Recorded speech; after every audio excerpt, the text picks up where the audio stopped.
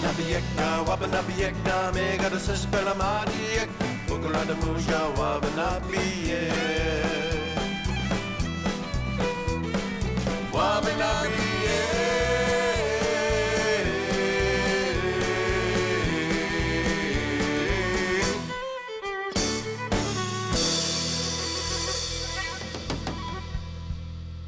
Our history here is like, oh man, I've learned so much about this place and so much about random history, man.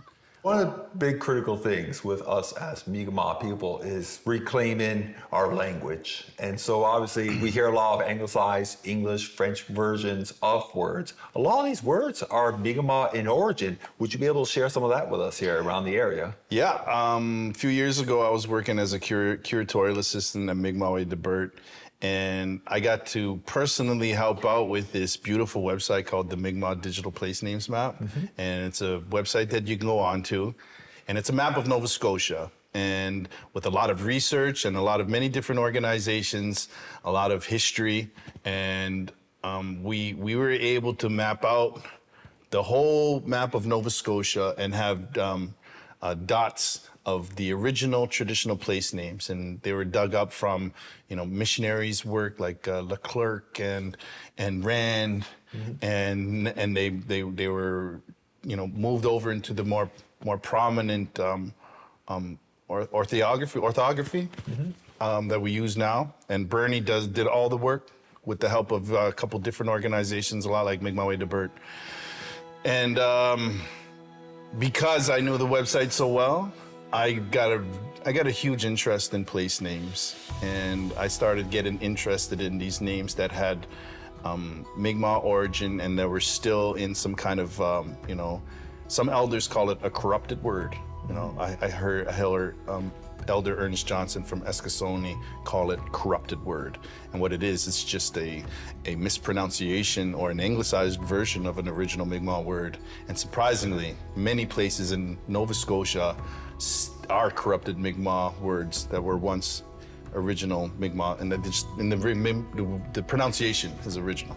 I have a background in Canadian history at Dow, so when and my work at Mikmaw as well, that we did with a lot of work we did with Parks Canada. We did a lot of research there. So I started obtaining a lot of random facts about different places and incorporating them in these videos that we're doing through my Facebook. I'm trying to educate people on different places in Nova Scotia that sound like they're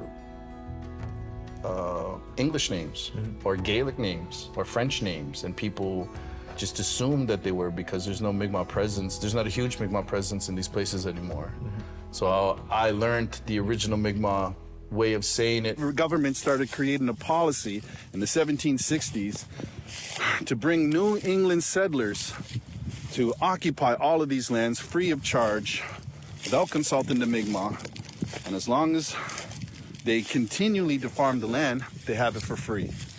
So it could have easily been any one of these European settler groups that anglicized the word Sekdewia to Stuia. My community seen that it was effective and asked if I could do that here.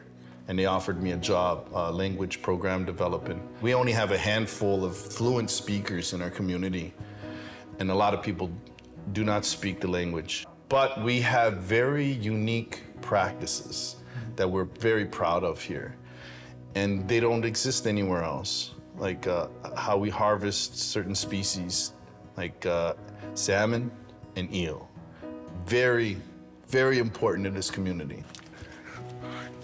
About late September, right before the full moon in September, you come down and so you throw a rock out there. We're gonna throw a rock out there. You can see the algae light up. Wow, they bloom. And you can see where eels are, because where eels are moving in the grass, it makes the algae pop up. Just down the road, even over there, Paqtnkek. Yeah, Paqtnkek is a corrupted Mi'kmaq word. Did not know that. You think it's a French word because it's an Acadian community? Yeah. It's Paqtnkek. Paqtnkek. Paqtnkek. Paqtnkek. The fishing hole. Wow. And then the Acadians that lived there since the early 1720. Yeah. They francophoned it or whatever. Francophoned it. And Paqtnkek, because they couldn't say the guttural, Paqtnkek. Yes. Paqtnkek. I want to remember that. Tragedy down the road, same thing. I heard about the tragedy one through a podcast with Bernie Francis. I got this theory from him. And I never learned this in school, man. Our community doesn't even know this. And tragedy is 5 minutes down the road. And there's a harbor just like this that has artifacts that date us in that area for 8,000 years. Wow. Tragedy is a Acadian way of saying Delagadik, Delagadik. the Campen area. So I had this great idea when taking this job that because of these species that we harvest are very important to us, the techniques, I wanted to learn the language tied to those techniques. So we can not only bring the language back, but we could curate our own techniques in our own way, understand them better by learning these words, because our language is a very verb-based and it's descriptive. So it'd be really cool to understand what these words. So I had people teaching me all the different words associated with salmon snaring and how we do it here. So that's where I started my job, was on the river, making these language on the land and telling them, like, you know, this is not Antigonish. This is, our ancestors called this Naligitchkuniech, where the branches are torn off.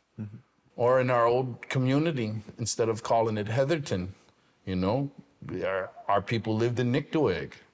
And it's important to refer it as Niktuig. But what's after Niktuig is a long river. It's a long river that goes into the interior. And we called the rest of that Amasibugwich, which is the long river. So I got really interested in learning more about that.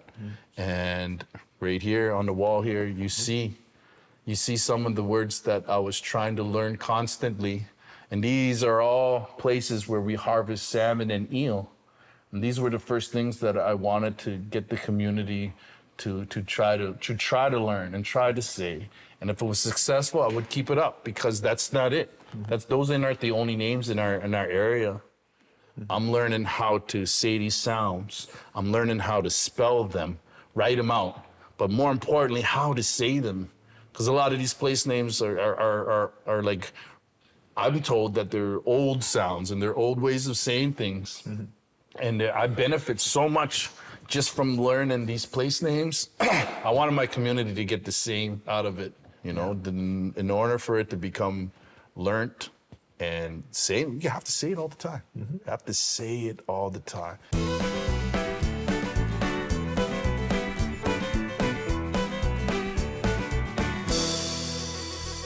Did you know the story of Donald Marshall Jr.?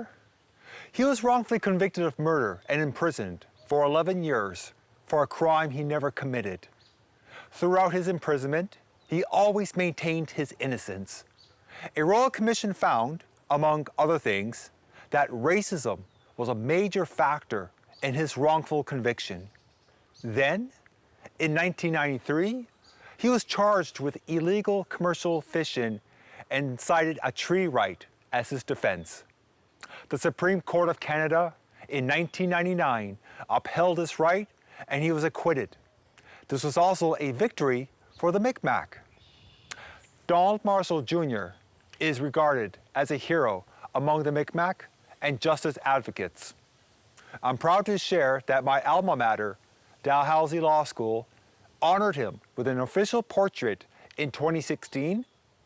Since 2010, the law school awards on an annual basis the Donald Marshall Jr. Memorial Award. It's the best place to see the sunset, best place to be with the stars, and you could hear everything. You could hear the coyotes, you could hear the birds, you could hear them at night even, you could hear the fox, you could hear everything in this area. And legit, no lie, it feels like you're with your ancestors. It feels like you're home. That's how I feel when I'm down here, and I come down here a lot. It's peaceful.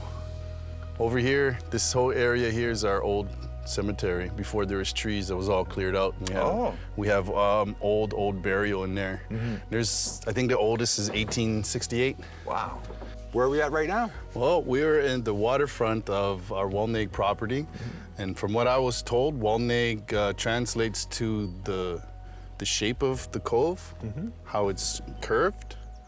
You know, a lot like, I was told, like a lot like how Waltes is. You get the curve of the bowl. Well, nay, it's the curve of the cove, the curved place.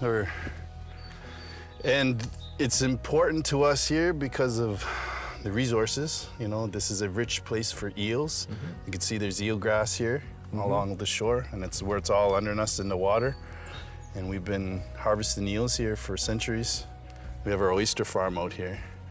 Because a lot of families' roots are here, and their ancestors, their grandparents were from here.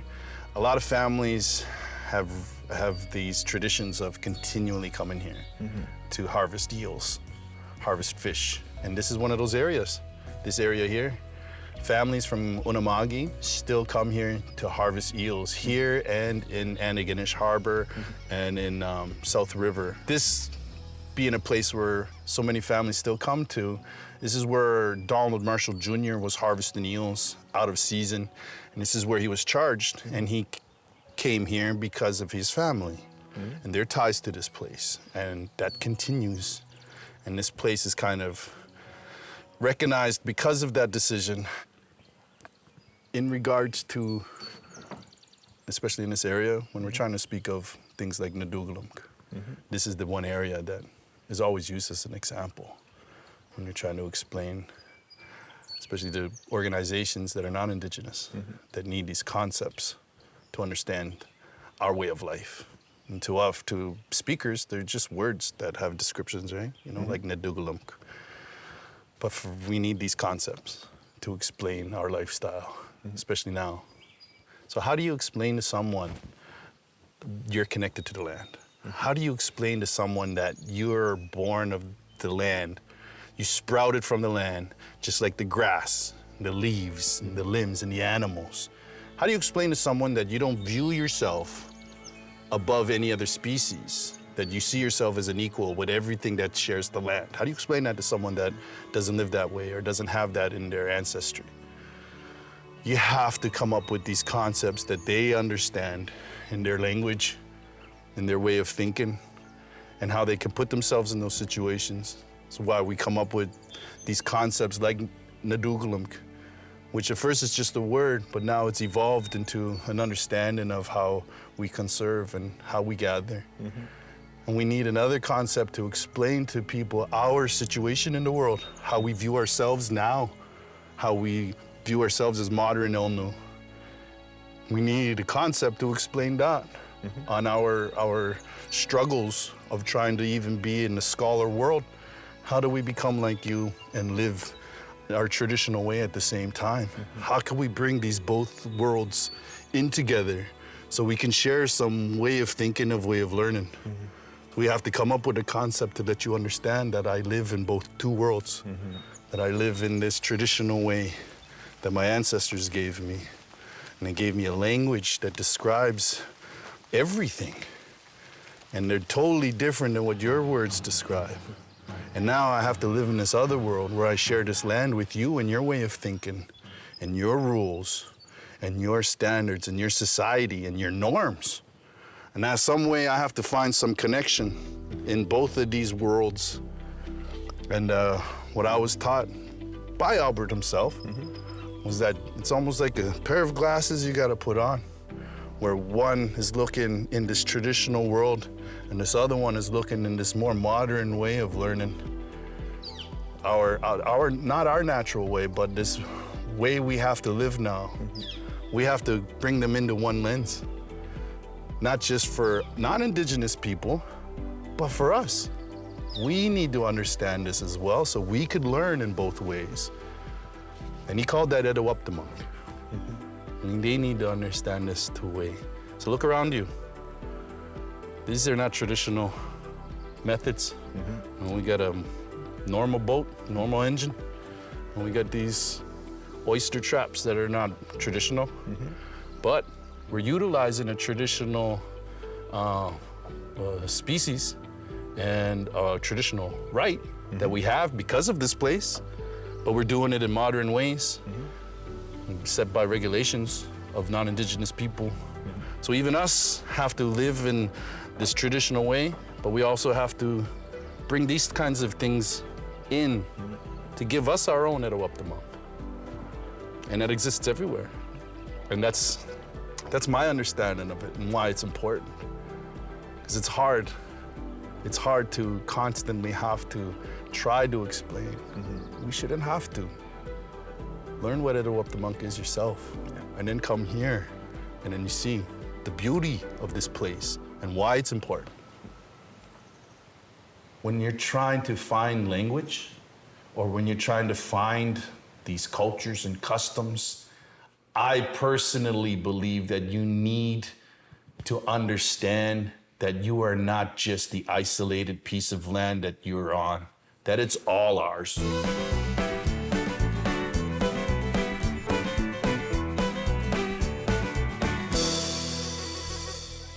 Did you know of the Mikmaw Place Name Atlas?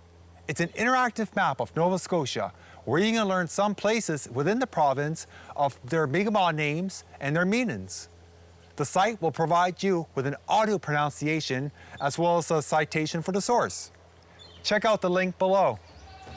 I'm 42, and I've been singing and in drum groups since I was 9, 10 years old. And there's some kind of language program in here, and that's how the youth girls developed this drum group.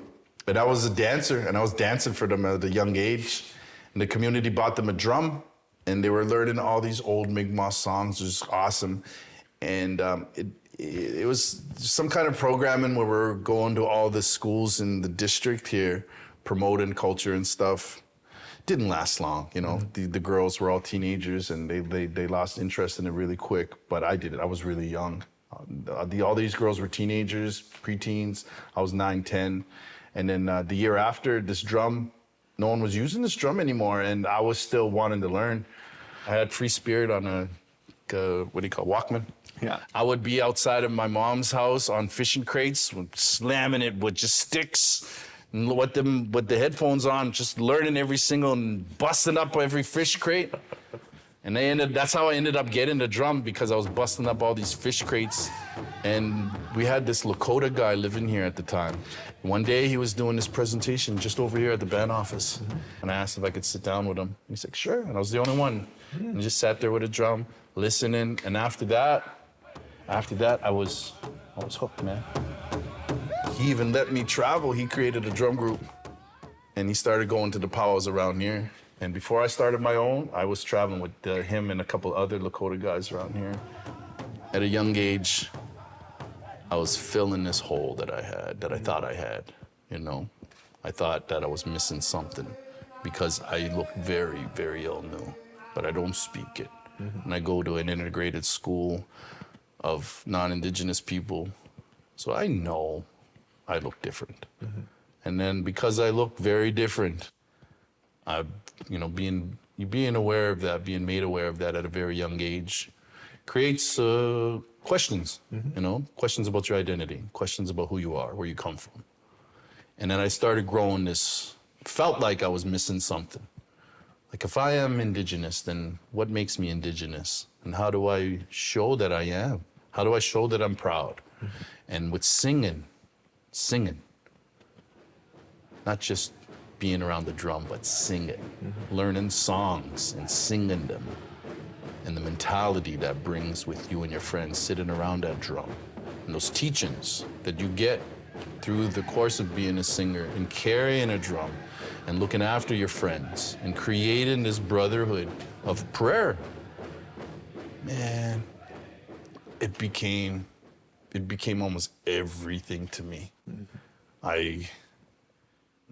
Especially growing up in a place like this, struggles are real, trauma's real, and everyone goes through that. And for me, that was medicine.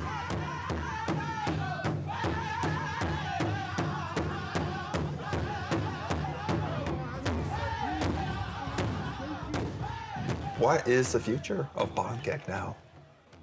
Well, like every other community, it's unwritten, and it's in the hands of the people. And we're trying really hard to grow. Our land was here before the Trans-Canada, and in the 50s when they were building the road, they went right through our property, and they promised us access to the other half of our property that no one was living at the time. And we agreed, but we never did get that access. We needed access to that land so we could have a future. And the Divided Highway is a constant project in Nova Scotia, and they're trying to connect every point with Divided Highway. And the point from New Glasgow to Antigonish is a big, big part that's been in the plan and to divide because it's a dangerous highway. Our fight was that before that happens, because we've had this promised for us for decades, that needs to happen here first.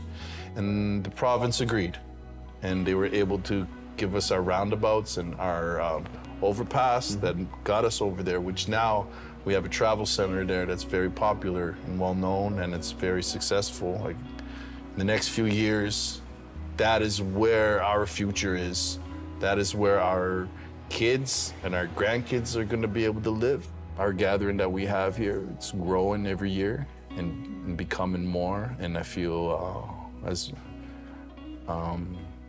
we acquire more lands, we'll find a bigger and better place to build another permanent arbor so our community can start having gatherings here again. Because right now we have them in town at St. Abex, but that's a beautiful relationship as well that we created. And that was a great future for our powwow. You know, we started off as a very small, very humble traditional powwow. And we got a contest that is established, and we're doing it with the town. We created this bridge that never existed before. And now we have the town embracing their Mikmaw place and embracing Mikmaw culture. That is a big piece for us as well.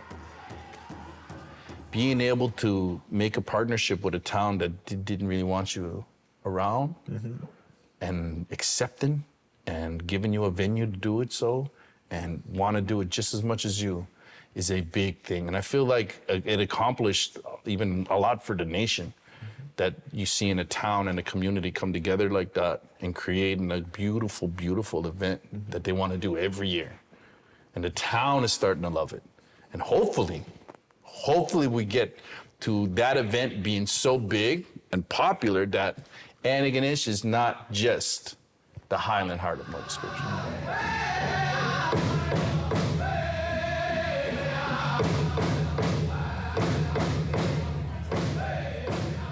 Trevor, you shared so much incredible stories and histories about this place. We're grateful you were able to share that with our audience. S1E13 Paqtnkek.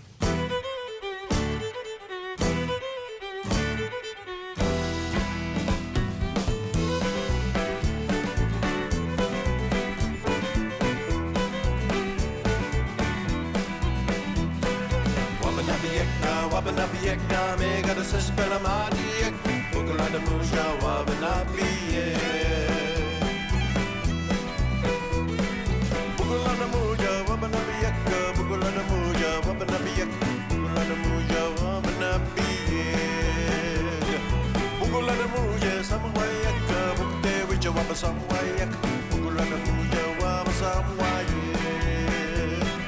Wabanabiek, me got a spell madiek, Bukulada Muja.